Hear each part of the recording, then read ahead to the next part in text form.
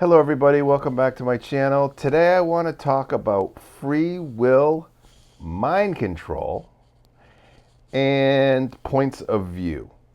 Now, our souls that exist in higher densities make choices for us here.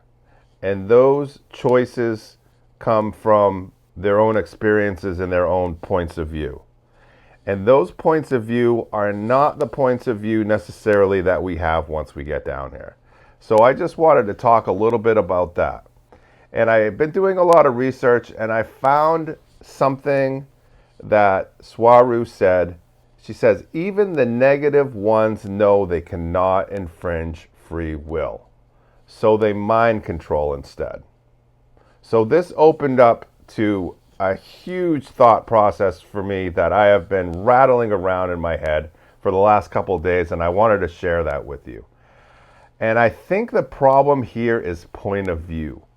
Each being has their own right to see their reality the way they deem fit, and that point of view is their reality. From higher densities, our soul has its own point of view and makes important decisions, and has come to Earth to experience difficulty. But once we get here, we have a different point of view. So this reality is kind of infringed upon us by our higher selves. Not only that, but it's exploited by those who want to mind control us for their own slavery agendas, infringing on our free will through coercion, propaganda, and you know the whole 9 yards, you know the whole works of it. So, is the mind control the infringement upon our free will? And therein lies the question, or what we need to figure out, is what is the real reason our higher selves have agreed to allow us to come here? Specifically to be mind controlled? Because they say that in order to be mind controlled, you have to make a choice to give up a certain amount of your sovereignty. So really, it's not an infringement upon free will from that point of view. But have we been tricked in order to give up our sovereignty? Is that where the real battle is? Getting it back. And so this ties into the astral. And is being in the astral, we're being controlled by our subconscious and our unconscious minds. Because when we dream, we're not conscious. We're just going through the motions. And you could even say that in 3D reality too. A lot of people are just going through the motions. And that really has to do with their soul contracts of what they want to experience before they came to Earth. Some of them don't want to be awakened. And so we're here just for the awakening ones, not for the ones that don't want to be awakened, because it's just not in their soul contract. So this ties into the astral and being controlled by our subconscious and unconscious minds.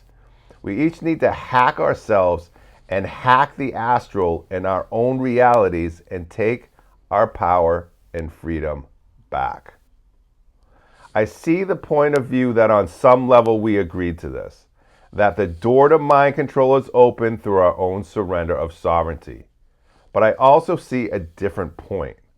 The surrender often comes through deception, trauma, or manipulation, so deep that the being isn't truly making an informed choice.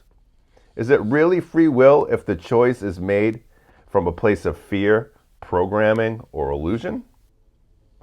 This is where the paradox lies, and the dance between consent and coercion.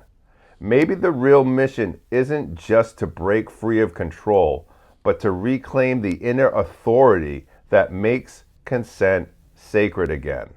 To bring awareness to the illusion and choose again with clarity. That's the battleground, not over the actions, but over the awareness that gives those actions meaning. And maybe that's where what our higher selves truly intended us to learn once we got here. Not just to experience control, but to remember how to transcend it. Thank you for watching.